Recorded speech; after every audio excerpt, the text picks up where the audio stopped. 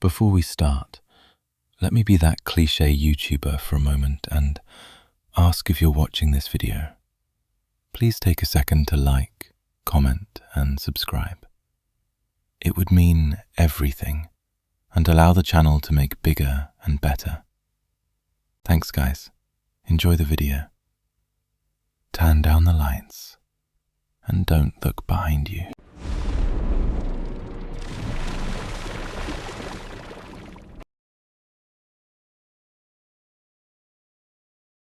Be careful what you wish for. A story my dad told me about 1970s Chicago. This started the way a lot of bad conversations start, with the news on in the background and two grown men talking like they know more than they do. My brother and I were at my parents' house last Sunday. The TV was rolling coverage of murders near the southern border. Cartel-related, they said. Grainy footage of masked men, burned-out trucks, grieving families. The anchor kept using words like escalation and territorial dispute. My brother shook his head. Cartels are animals, he said. No code, no rules, just chaos. I made the mistake of agreeing. Yeah, I said.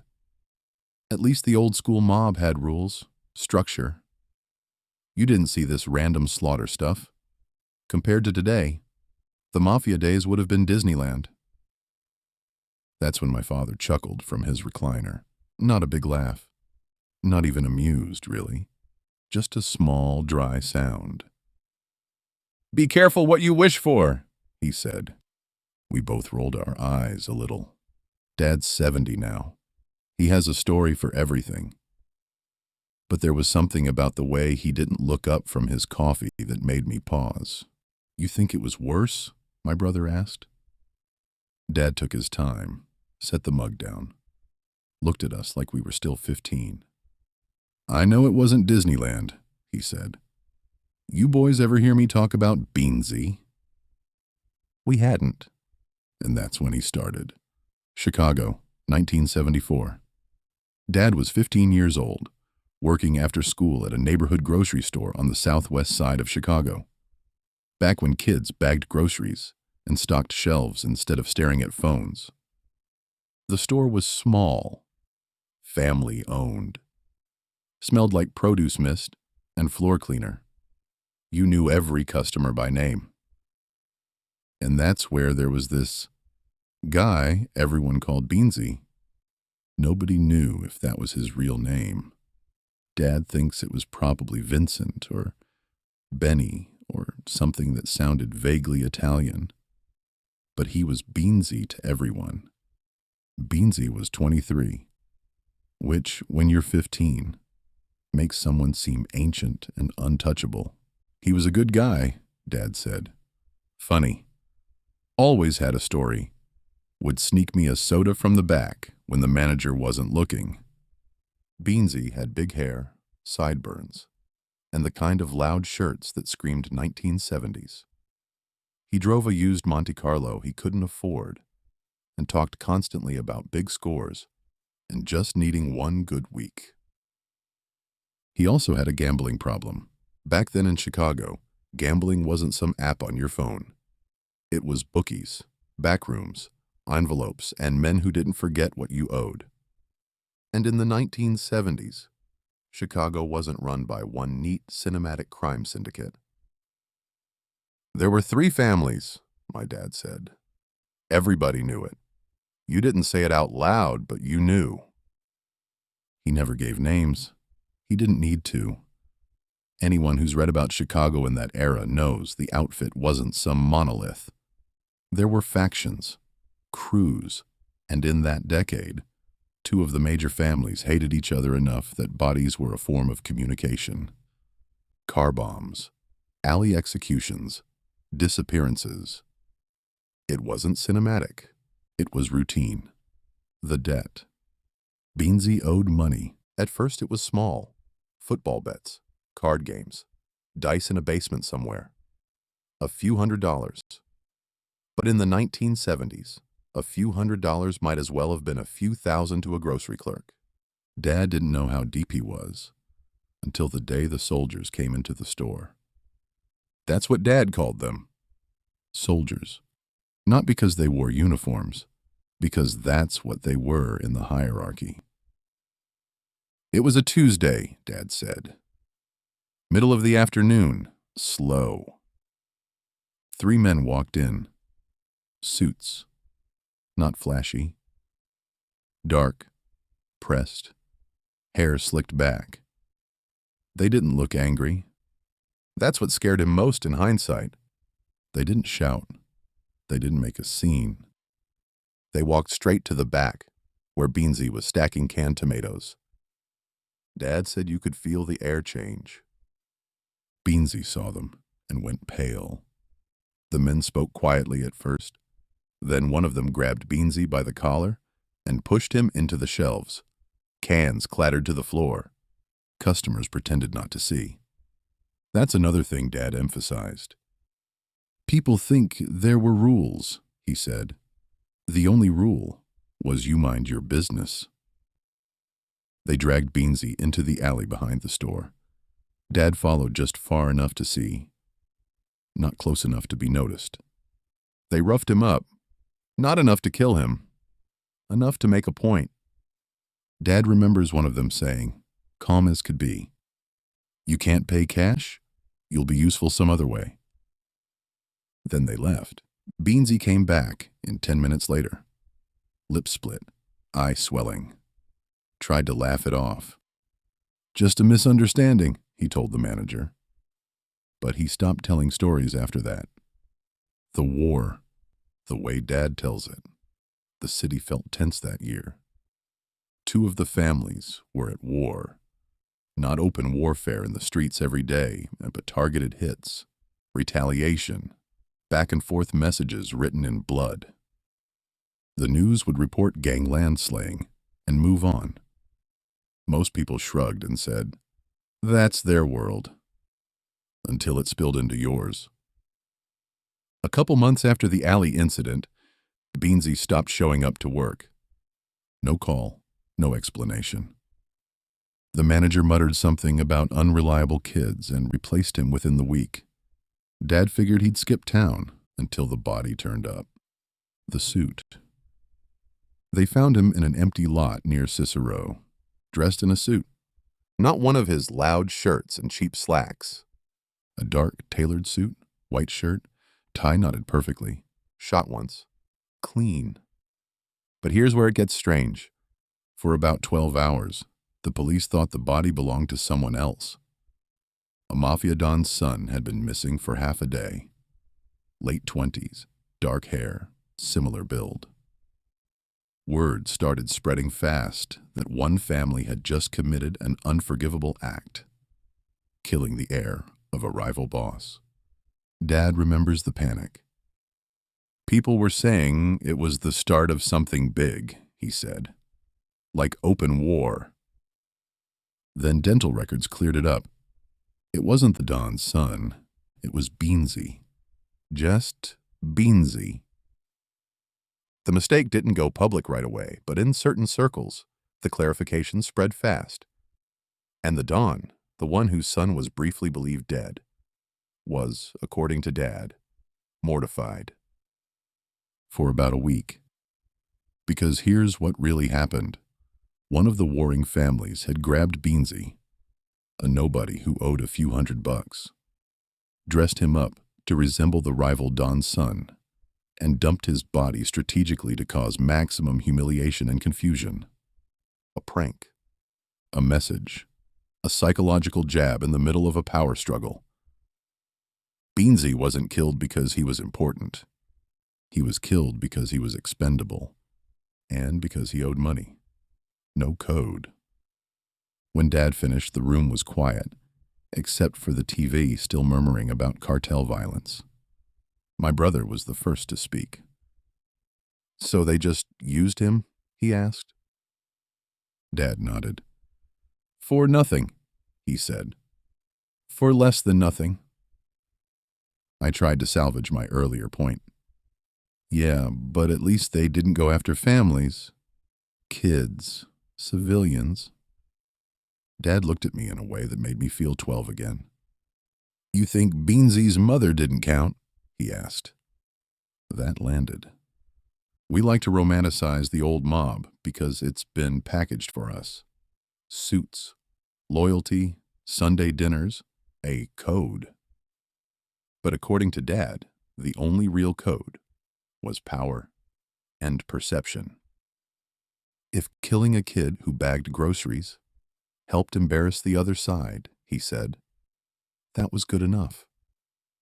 No viral videos, no mass terror campaigns. But don't confuse quieter with kinder. Beansy's death barely made a ripple outside his neighborhood. No documentaries, no dramatic music, just a line in the paper. And a mother planning a funeral for a son who thought he was one lucky breakaway from something better. Be careful what you wish for. When Dad finished, he picked his coffee back up, like he'd just told us about the weather. You boys think the old days were cleaner, he said. They weren't. They were just local. That stuck with me. Local brutality feels smaller, manageable, almost quaint compared to international cartels and automatic weapons. But cruelty doesn't get points for being tailored and well-dressed. Beansy wasn't a kingpin. He wasn't a soldier. He wasn't even particularly bright. He was a 23-year-old with a gambling problem who thought he could play in a world that didn't see him as human. And when he couldn't pay a few $100s, they found another use for him. So yeah, maybe the cartels are monstrous. But let's stop pretending there was ever a golden age of honorable gangsters. Sometimes the only difference between Disneyland and a nightmare is how good the marketing is. And sometimes the scariest stories are the ones your father tells quietly, like a warning. Be careful what you wish for.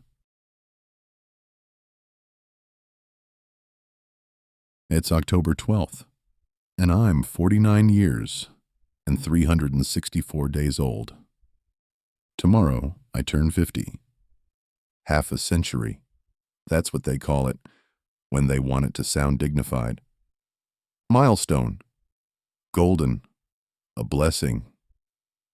What they don't tell you is that the closer you get to 50, the more the past starts pulling up a chair at your kitchen table. Tonight it's 1996 sitting across from me. It was the summer Freddie Francis Gambiani and I went to Sicily to find ourselves. That's what we told our mothers anyway. Truth was, we were two Italian-American kids from Staten Island who grew up on gangster movies and Sunday gravy, convinced we were heirs to something bigger than ourselves. We weren't looking to find ourselves. We were looking to confirm the myth. Freddie was the handsome one.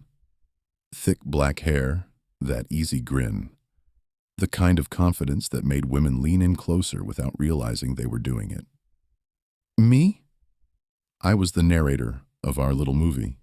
Freddie was the star. We fancied ourselves ladies' men, wannabe wise guys.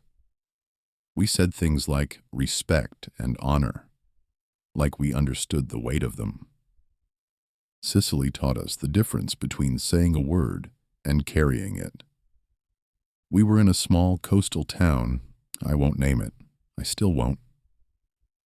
The bar was dim, all wood smoke and espresso cups. Old men at the walls, young ones pretending not to watch. That's where Freddie met her. She had dark eyes that didn't blink enough. The kind of beauty that looks carved out of something older than time. She laughed at his bad Italian, touched his arm. That was all it took. He looked at me like he'd won something. We left him there that night. He came back at sunrise, shirt wrinkled, smiling like a king. You see that? He said. This is the old country, baby. By noon we knew. Her fiancé wasn't just some jealous boyfriend. He was a captain. Not the kind from Staten Island social clubs who argue about garbage routes and union jobs, a real one. The kind whose name people don't say above a whisper. The kind whose uncles and cousins fill entire cemeteries. We told ourselves it would be fine.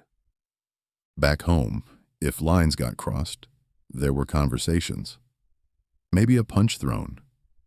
Maybe some money exchanged. Pride bruised, but patched up over wine and cold cuts.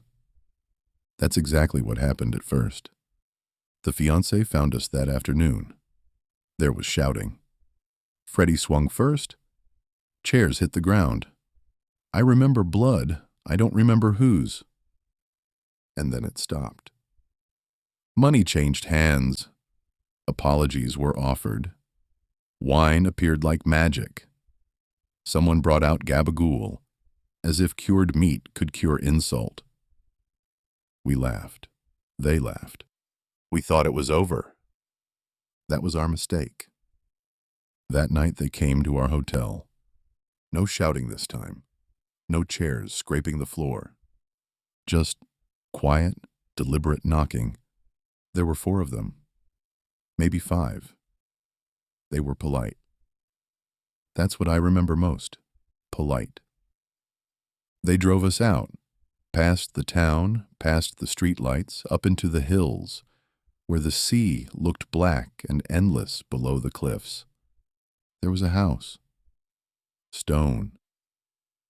No neighbors. Inside, the air smelled like dust and something metallic. They separated us at first.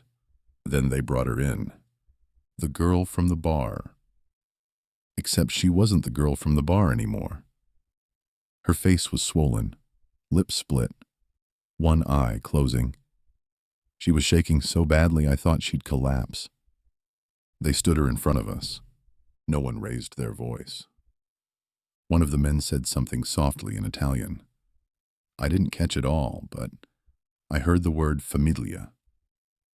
Family. She lifted her hand, and she pointed at Freddie.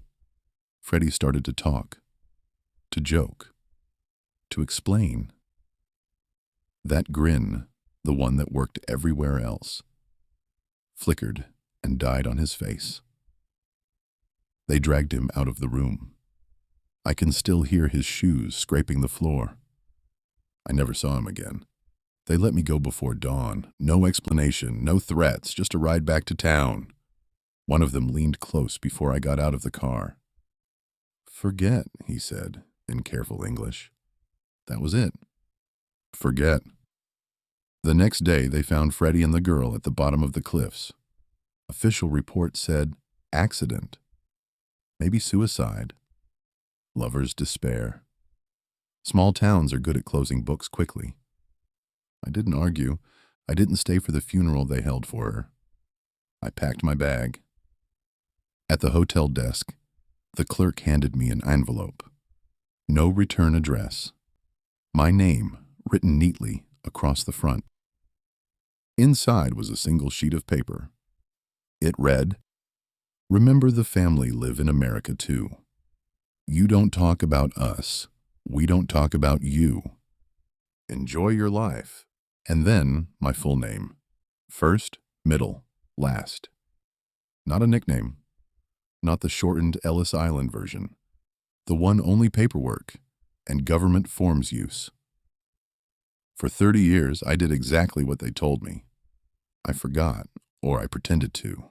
I got married, had kids, started a business, paid taxes, mowed my lawn. I became aggressively ordinary. Every now and then, I'd catch a glimpse of a dark sedan parked too long across the street. A stranger at a wedding asking too many questions about where I'd traveled in my youth. Probably nothing. Probably. But tomorrow I turn 50. And I keep thinking about honor.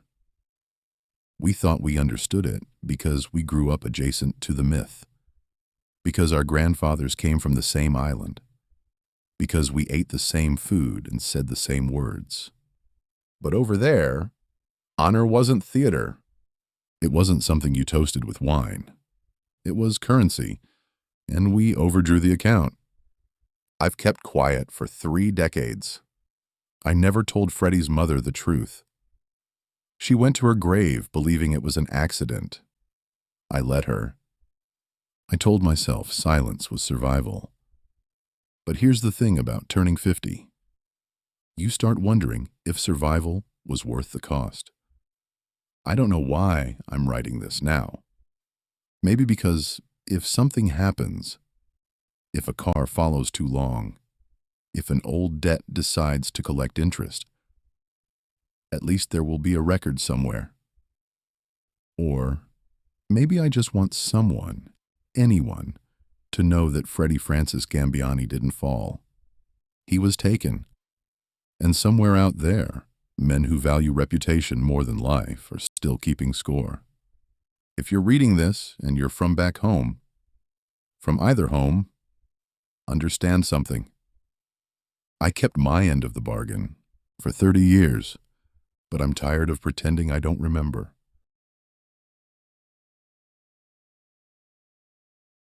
My sweet cookie-baking grandfather was apparently a high-ranking Mafia capo turned FBI informant.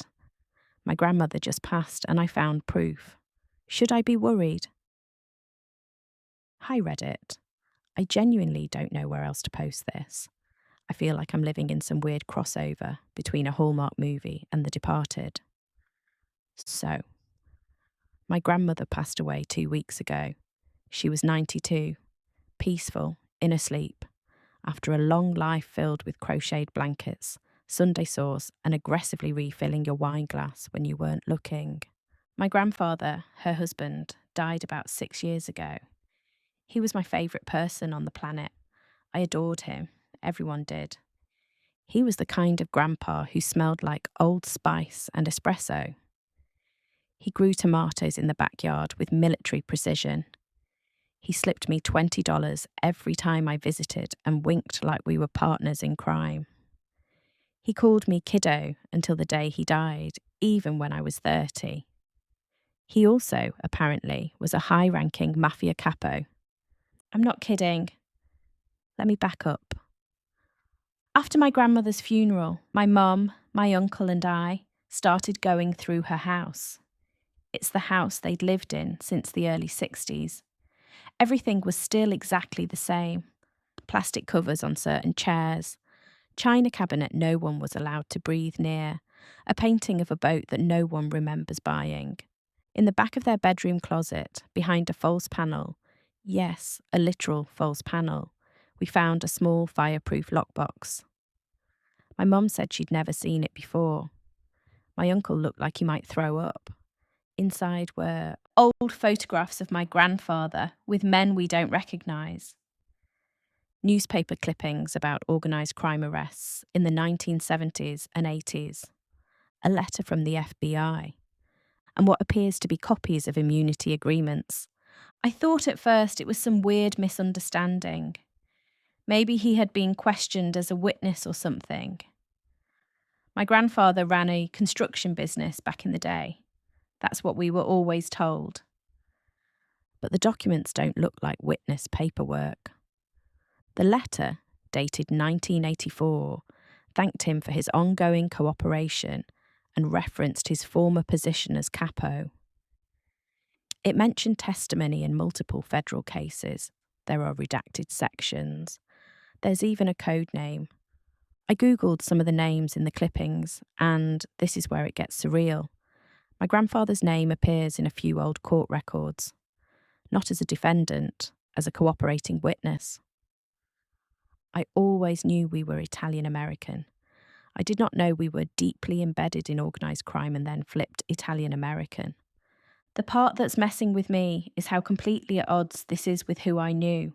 This is the man who taught me how to ride a bike, who cried at my college graduation, who once drove 2 hours to fix my leaky sink because I mentioned it casually on the phone. He volunteered at church. He made the best cannoli I've ever tasted. He watched Jeopardy every night and yelled at the TV. How do you reconcile that with high-ranking Mafia captain? My uncle, his son, is not handling this well. Apparently, he knew some things, but not the full extent. He said growing up, there were guys around a lot, expensive cars, whispered conversations in the basement. My grandmother would send the kids upstairs whenever certain visitors came over.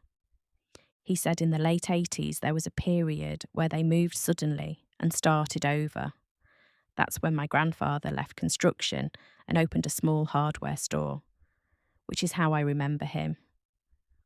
The timeline matches the FBI letter. So here's where my anxiety kicks in. If he was a capo and then an informant, doesn't that mean he testified against very dangerous people? He died peacefully in his bed in 2019 at age 88. My grandmother just died. Nothing suspicious about either death. But now I'm sitting here wondering, are there people out there who would still care? Is there some 70-year-old retired mobster somewhere who remembers my grandfather as the guy who flipped? Would they even know who we are? Do these grudges last generations? Am I spiralling because I've watched too many crime shows? Part of me feels ridiculous. This all happened 40 plus years ago. The men in those clippings are either dead or in their 80s if they're still alive. The world has moved on. But another part of me can't stop thinking about the fact that my sweet grandfather had a code name. Who was he, really? Did my grandmother live with this fear for decades? Is that why she was so private, so cautious about what she said on the phone? There's more, and this is the part that made my stomach drop.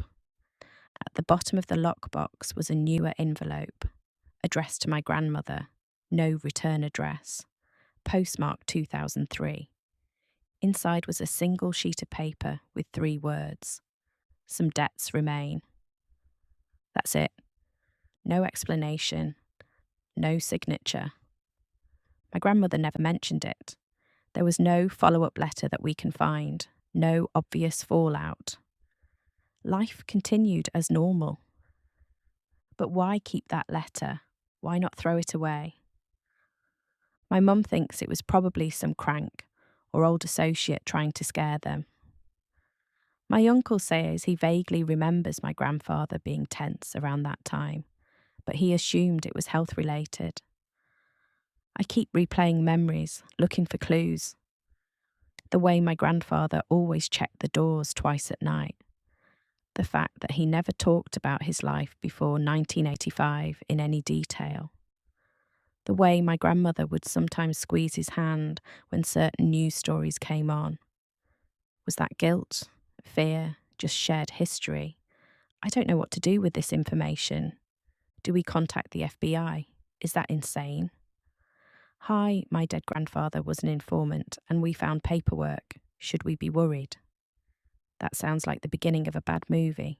Do we just live our lives and assume this is ancient history? I have a husband, 2 small kids. Suddenly, I feel paranoid about posting too many details online. Ironic, I know. I find myself double-checking our home security system like my grandfather used to. But realistically, would anyone come after grandchildren of a man who testified in the 80s? Is that even how this works? There's also this emotional whiplash. I feel betrayed, but also weirdly protective of him. If he flipped, maybe he was trying to get out. Maybe he was trying to protect his family. Maybe the hardware store and the tomatoes and the Jeopardy nights were the real him, the life he chose after. Maybe the man I knew was the truest version, or maybe I never knew him at all. Reddit. I guess I'm asking 2 things. From a practical standpoint, is there any realistic safety concern for my family this many decades later? From a human standpoint, how do you process finding out someone you loved lived a double life? If anyone here has experience with organised crime cases, witness protection, or even just complicated family secrets, I'd really appreciate your perspective. Right now, I'm staring at a box of old photographs, a federal letter with my grandfather's name on it, and a note that says, "Some debts remain." and I feel like the ground under my childhood just shifted. Should I be worried? Or should I just remember the man who taught me how to make cannoli and let the ghosts stay in the past?